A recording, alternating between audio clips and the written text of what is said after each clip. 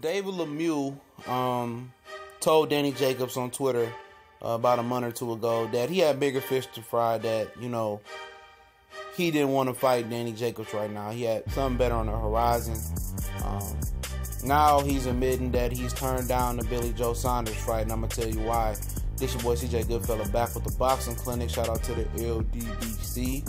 And, David Lemieux, said that, before I get into the Pacifics, I'll leave the link in the description to the article, said that, he made a mistake fighting 2 months back-to-back in 2 close training camps or something like that, versus Curtis Stevenson and Reyes, even though he made a quick work of Curtis Stevens, and didn't take that much damage.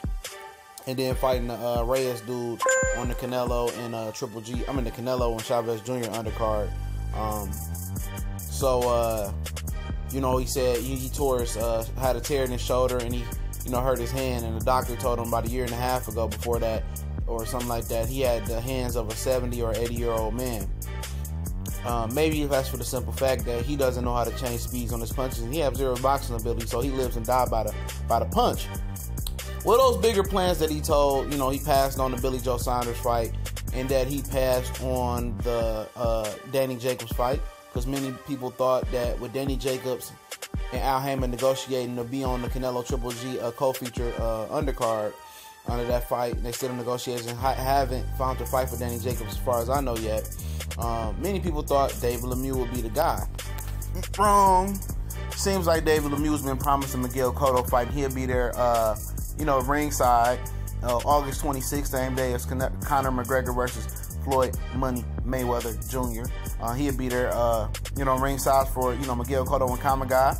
That's being fought at 154 pounds. What makes this so funny to me is the simple fact that I know Miguel Cotto has also been promised a Canelo Alvarez fight. Is the reasons why he, left Rock Nation, because they wasn't promoting him right, and they ain't promoting nobody right, by the way, and chose to sign with Golden Boy once again after blasting Golden Boy, saying they should have tipped the decision in his favor versus Austin Trout. That's a story for another day as well.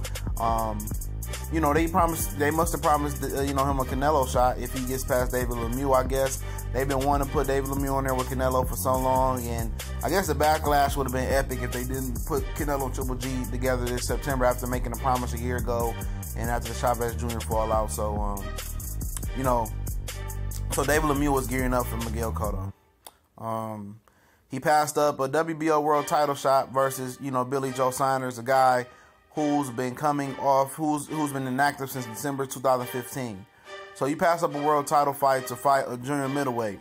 And on the Miguel Cotto side, you did all those years of catch weighting, and I don't think David Lemieux could squeeze down any more lower than 160 pounds. So he did all these years of making guys come down to catch weight. Daniel Gill, Sergio Martinez, had Canelo Alvarez do a catch weight as well. Now all of a sudden you want to feel froggy and leap up to 160 and fight the puncher in David Lemieux. What good does that do for Miguel Cotto's career? He's been fighting, lackluster competition, and I'm not holding David Lemieux in the highest regards, whatever. He's a guy that can punch with zero boxing ability. There's a chance for Cotto to win, but there's a chance for Cotto to get knocked the fuck out as well. And I would lean towards probably Cotto getting knocked the fuck out. Ever since the Antonio Margarito first fight in the hand wrap situation, he ain't been the same. His face been cutting up like a pizza. And I'm just, I don't understand why. Why? In his hand. I see what David Lemieux sees. He sees a popularity leap. He sees a stepping stone in Miguel Cotto, a guy, who has heart, but I think is a little bit out of his element, pushing the upper echelon ages of 30, trying to, step in there with a ferocious puncher like David Lemieux. I don't think he could take the punches that Reyes took on Cinco de Mayo weekend on the Canelo Chavez Jr. undercard. And that's just my opinion. That's an opinionated fact. I don't think he can hold up. This ain't Sergio Martinez on one leg. This ain't Daniel Gill battered after fighting Triple G. This ain't even Canelo Alvarez. This is a dude that can legitimately, put your lights out with one punch. That's one thing he can do. But it's kind of funny that this dude passed up I understand the Danny Jacobs thing.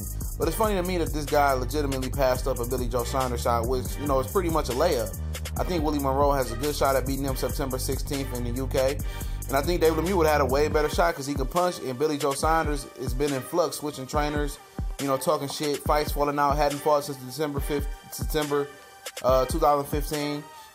And I think it's a mistake by David Lemieux. I think it's a huge mistake. If Billy Joe Saunders offers you a world title shot, you can beat a world champion and not win your title vacant title. I think you take that opportunity. Fuck Miguel Cotto.